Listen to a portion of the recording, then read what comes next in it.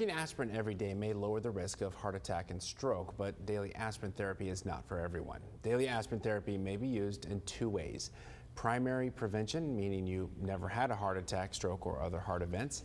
The benefit of daily aspirin to prevent those have been debated. Secondary prevention means you have already had a heart attack, stroke, or vascular disease. The benefit of daily aspirin therapy in this situation is well established. While taking an occasional aspirin or two is safe for most adults to use for headaches, body aches, or fever, daily use can have serious side effects. Your healthcare provider can give you details on whether it might help you or prevent heart attack or stroke. But first, Dr. Greg Silverman is going to join us live with what his patients are asking and your recommendations. Dr. Silverman, so good to see you. What's the debate here?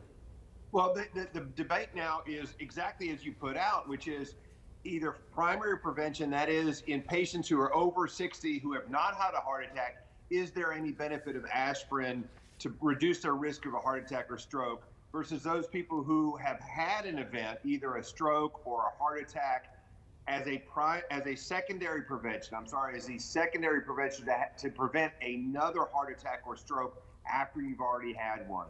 And what the controversy now is, we used to think that there was some benefit to primary prevention, that is, of just taking a baby aspirin if you are at risk.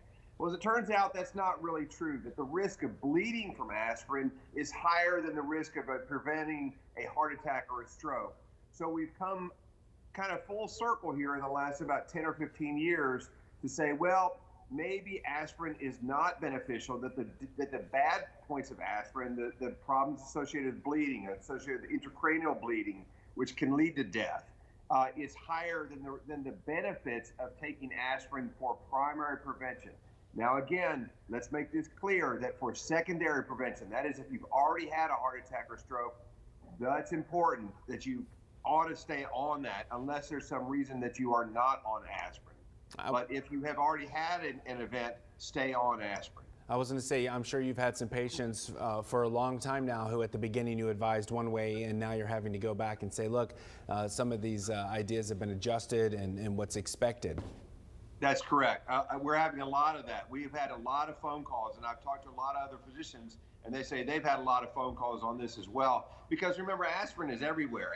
Not only is aspirin in the pill you take, but aspirin is in certain teas and certain types of foods and those kind of things. So you're not really going to get away from that completely. But the answer, at least now, is don't take it for primary prevention unless you talk to a physician and there's some other associated problems. And the problems that I would think of would be if you have atrial fibrillation as a primary preventer, although it's not as good as some of the other medicines that prevent strokes and atrial fibrillation.